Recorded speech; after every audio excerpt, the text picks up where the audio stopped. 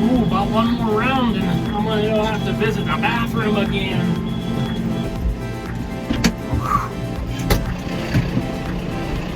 I've seen this trick happen on a number of different channels. We'll see if it works here. Anybody in the bathroom?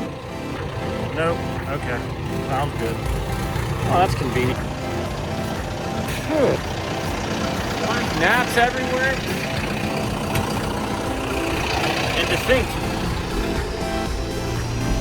that bathroom asked for a tip.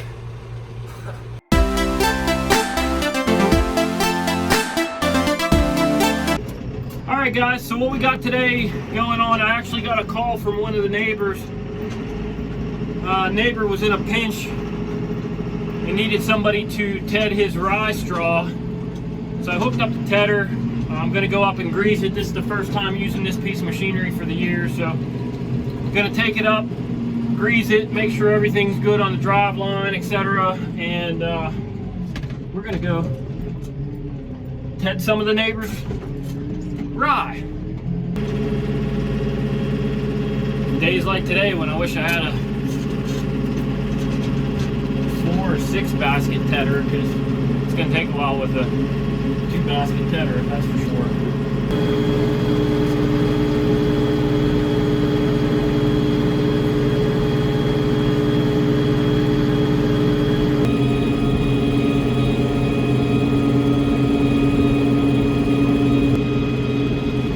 Alright guys, so greased up the tedder. I'm on my way over to the neighbor's farm now.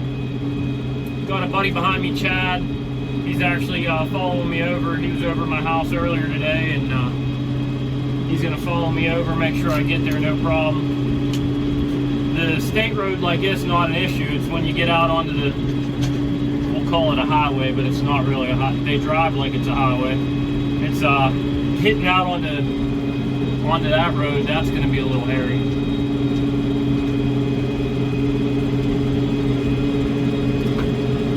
Neighbors got the girls out enjoying the weather. I can tell you this, helping the neighbors out is giving me the itch. I want to get going. I want to lay some hay down.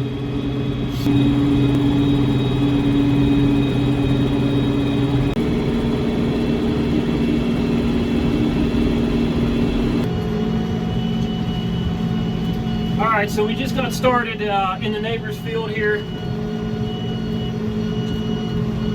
And for those of you who don't know what a tedder does, what a tedder is meant for is that this vine comes through and it lays or mows the hay down. Once the hay gets mowed down, and in this case straw, what you want to do is you want to fluff it up, get air underneath of it so it can dry out. What this tedder does is spreads the hay out evenly to get more air underneath of it. In hay and straw making, you mow it, you don't necessarily have to ted it, or you can ted it. Then you would rake it, and that's when you put it in quote unquote what they call windrows. And that basically gives you a nice straight line to run the baler down. Normally, the only time you wouldn't ted hay is if you know it's good and dry after you mow it. Short hay, your moisture's sub 15% from just mowing it and swathing it out.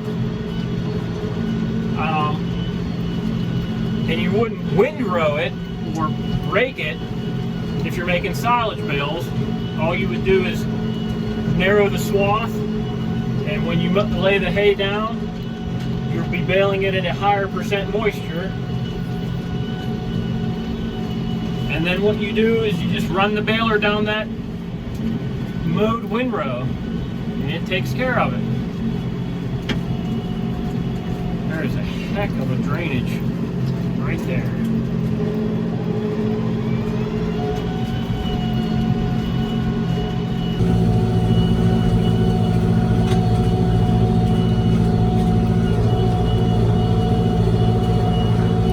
So I've been watching some other fellow, we'll call them YouTube farmers, out there commenting about, sharing machinery and helping neighbors, and you know, some of the comments that that person, to remain nameless, some of the comments that that person received, oh, you never want to help your neighbors, oh, it's all cutthroat, blah, blah, blah, couldn't be further from the truth. My neighbors, I couldn't tell you how many times they've helped us, and you know, if it's not for good neighbors, I don't know what a lot of farming families would do. But I know I can speak on about my neighbors. They give you the shirt off their back.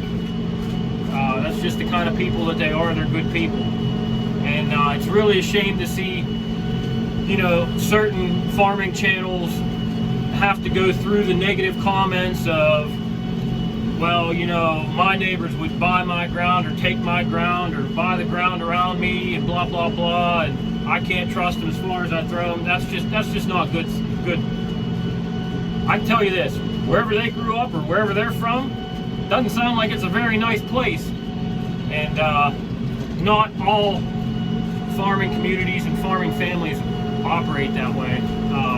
So, you know, I try to help out wherever I can, and I know that they have helped us in the past. So, shout out to all the neighbors. Good people. Don't know what I'd do without them.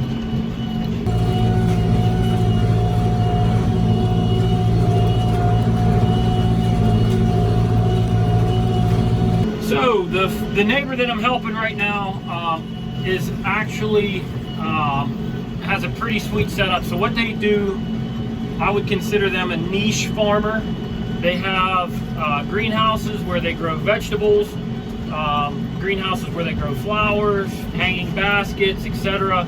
And then they also have, they grow a ton of vegetables. They have onions, garlic, sweet corn, peppers, tomatoes, all that, and then they take it to, whoa, I'm losing you. They take it to farmers markets and they sell it. You know, also straw, hay, you need any of that kind of stuff, you can come to this farm and you can get it. So yeah, they have a pretty sweet setup. They definitely have something else that they started. They have their own kitchen, so they're making hot meals during the day. They make pies. They pretty much have it all. You need stone, you need manure, mushroom manure, you need gravel, whatever the case may be. This farm here can take care of your needs.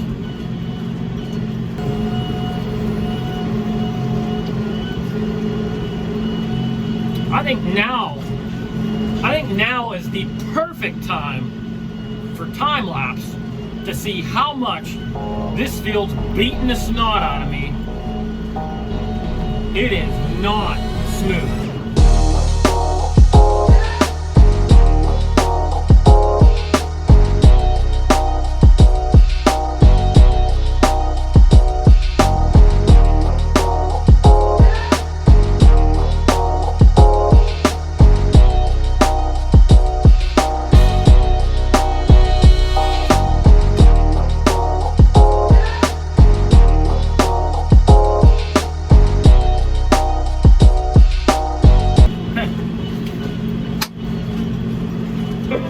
Somebody's calling me.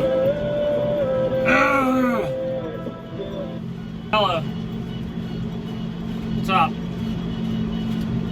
Oh, Ted and rye straw for the neighbor. Tedding. T-E-D-D, yeah. Like TED Talk, tedding.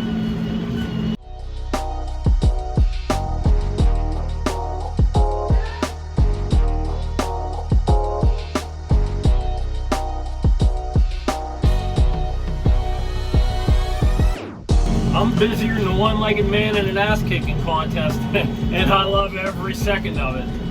Alright guys, so we got 2 fields done so far. We got another one that I just started. This is the 3rd field here.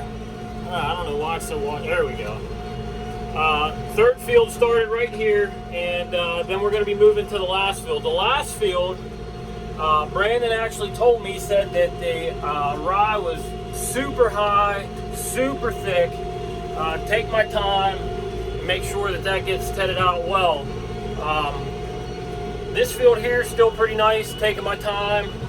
I also don't know this farm, right? So I've never driven a piece of machinery on this farm.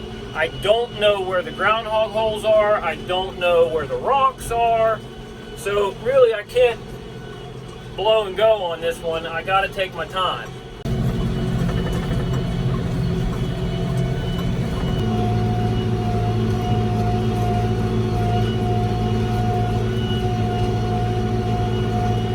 Well, you know, so out west, some of those guys have auto steer and everything.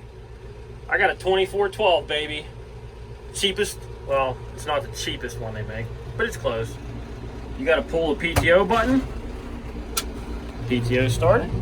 Good to go. Got the ePTO right there. And now I'll show you a trick. No clutch.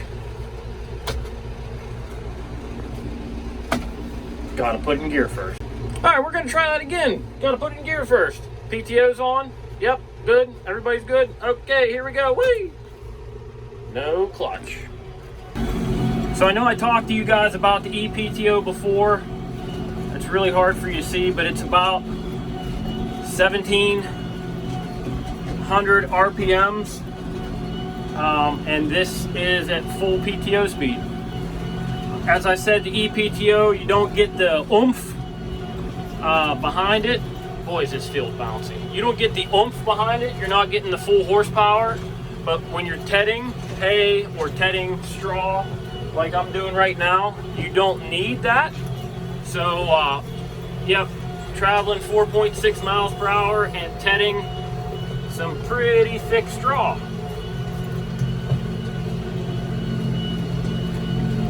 Don't judge me. I gotta take the obligatory Instagram photo. So one of the purchases that I'd like to make for the farmstead in the coming months and years would be a new tedder. The one we have is a New Holland. It's old. I mean, she got some miles on her, some hours on her. So yeah, I'd like to get. I'm thinking probably at least a 4-basket tedder. Open for suggestions. If you guys have a certain kind of tedder that you absolutely love, and comment below.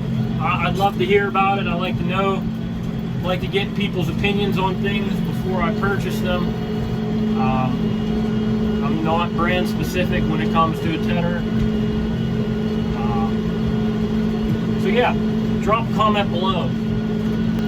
Hey guys, don't forget, if you like what you're seeing, don't forget to hit that subscribe button, give the video a thumbs up, follow us on Rocky Acres Farmstead's Facebook page, right there, Instagram page, or Instagram channel, regardless. Follow us on Rocky Acres Farmstead's Facebook, Instagram, and we just got a TikTok. Heck yes, follow us on there too. All right guys, so we're in the last field for the evening. Everything worked out pretty well.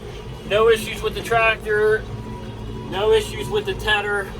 After I finish up here, I'm gonna stop and talk to Brandon a little bit before I head south for the evening. And thanks for following along. If you guys have any more questions, feel free to drop a comment below. I love getting to those questions. And yeah, thanks for tuning in, guys.